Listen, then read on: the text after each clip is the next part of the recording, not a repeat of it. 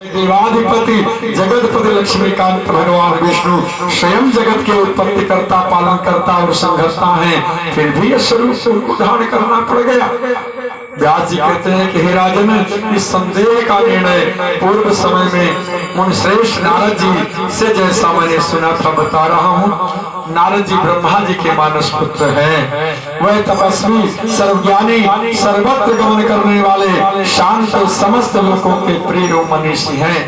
एक बार मुनिवर नारद स्वर तथा तान से युक्त अपनी महती वीणा को बजाते हुए शामगान का बृहदंतर आदि अनेक भेदों और अमृतमय गायत्र साम गान करते हुए पृथ्वी पर विचरण करते लगे। कहाँ पहुँचे? व्यास जी कहते हैं मेरे आश्रम पर पहुँचे। क्या गायन करते हुए? श्रीमन नारायण नारायण नारायण, श्रीमन नारायण नारायण नारायण, इस प्रकार से जब करते हुए पहुँचे तब वह सम्याप्रास महातीर्थ सरस्वती के पावन तट पर था और कल्याण और ज्ञान प्रदान करने वाला वह तीर्थ प्रधान ऋषियों का निवास स्थान है। ब्रह्मा जी के पुत्र महान तेजस्वी नारद जी को अपने आश्रम में आया देख करके मैं उठकर खड़ा हो गया और भली भांति उनकी पूजा आदि के अर्घ्य तथा पाद्य आदि से उनका विधिपूर्वक पूजन करके आदर पूर्वक आसन पर विराजमान उन अमित तेजस्वी नारद के समीप में बैठ गया।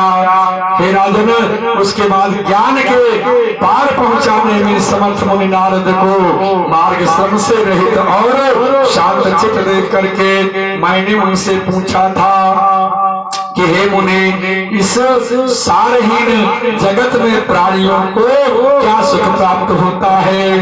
न विचार करने पर मुझे तो कभी भी कहीं भी तथा कुछ भी सुख नहीं दिखाई देता और ये संसार जो है ये झूठा है और सत्य केवल ब्रह्म है। ब्रह्म सत्यम जगत मिथ्या, ब्रह्म सत्यम जगत मिथ्या, ब्रह्म सत्यम जगत मिथ्या, वही ब्रह्म सत्य है और ये संसार झूठा है। ऐसा जानते हुए भी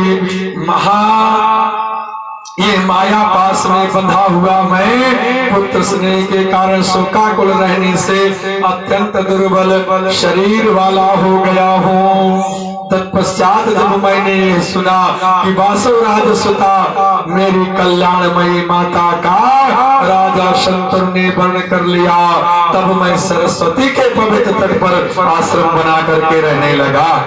इसके बाद महाराज शंतनु के स्वर्ग प्राप्त कर लेने पर यानी महाराज शंतनु जब मर गए तो उनकी महारानी विधवा हो गई।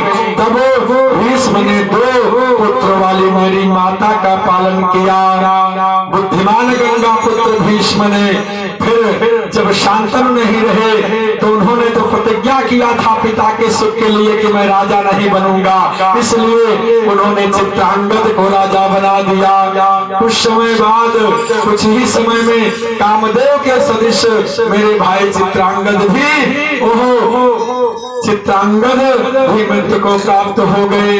अब माता सत्यवती पुनः अपने पुत्र के दुख में रोने लगी और इसके बाद फिर जब नित्य शोक के समुद्र में वो डूब गई तो उन पतिव्रता को दुखित देख करके मैं उनके पास गया और व्यास जी कह रहे हैं और वहां मैंने महात्मा भीष्म को बड़ी सांत्वना दी।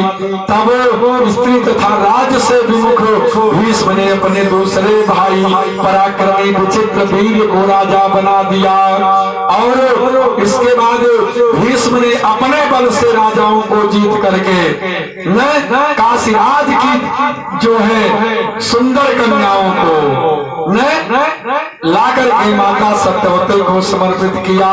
पुनः शुभ मुहूर्त में जब विचित्र वीर का विवाह हुआ तब मैं बहुत प्रसन्न हुआ।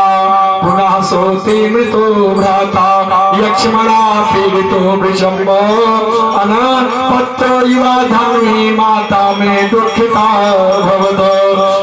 समय में मेरे धर्म भाई विचित्रवीर्य भी यक्षमा रोग से ग्रस्त होकर के युवावस्था में ही संतान मर गए, जिससे मेरी माता दुखित हुई। इधर जब काशीराज की दोनों पुत्रियों ने अपने पति को मृत देखा, तब वो दोनों बहनें पातिव्रत्य धर्म के पालन के लिए तत्पर हुई।